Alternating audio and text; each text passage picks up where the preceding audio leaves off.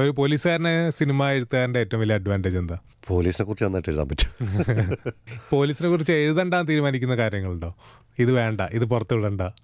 അങ്ങനൊന്നുമില്ല. ഇല്ല. പിന്നെ കേരള പോലീസ് വളരെ സുതാര്യമായ ഒന്നാണ്. നമ്മളിവിടെ കാണുന്ന ഒരു സിനിമയിലെയും പോലെ ആരെയും പിടിച്ച് തല്ലാനോ ഇടിക്കാനോ ഒന്നും പോലീസിനെ കൊണ്ട് അങ്ങനെ പറ്റാറില്ല. ഓക്കെ.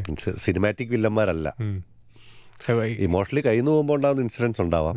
അല്ലാതെ അന്നാ ഇവനെ ഇടിച്ചേക്കാന്ന് ചിന്തിക്കുന്ന ഒരു പോലീസുകാരൻ ഇവിടെ ഉണ്ടെന്ന് ഞാൻ വിശ്വസിക്കുന്നില്ല. എപ്പോഴെങ്കിലും പോലീസിന് അത് പറയണ്ടായിരുന്നു സിനിമയിൽ നിന്ന് ആരെങ്കിലും പറഞ്ഞിട്ടുണ്ടോ? ചില അന്വേഷണത്തിന്റെ ചില സാധനങ്ങൾ അത് അങ്ങനെ വേണ്ടായിരുന്നു എന്ന് പറഞ്ഞിട്ടുണ്ട്. എന്താന്ന് പറയാൻ പറ്റുമോ? അത് പറയണ്ട. ശരി, ഓക്കെ. പോലീസുകാരനായിട്ടുള്ള എഴുത്തിലല്ല ഞാൻ പറയുന്നത്, അല്ലാതെ പോലീസുകാരനായതുകൊണ്ട് സിനിമയിൽ എന്തെങ്കിലും അഡ്വാൻറ്റേജ് ഉണ്ടോ? എൻ്റെ തുടക്ക സമയത്ത് പോലീസുകാരൻ എന്നുള്ളതായിരുന്നു ഏറ്റവും വലിയ ഡിസഡ്വാൻറ്റേജ്. ഞാൻ ആദ്യമേ കഥ പറയാൻ ഏത് സംവിധാനം വിളിച്ചാലും എന്താണ് എന്ന് ചോദിച്ചു കഴിയുമ്പോൾ ഇങ്ങനെ പോലീസിലെ വർക്ക് ചെയ്യുന്നതെന്ന് പറയുമ്പോൾ ശരി പിന്നെ വിളിക്കാന്ന് പറയും. പിന്നെ ആരും എടുത്തിട്ടില്ല.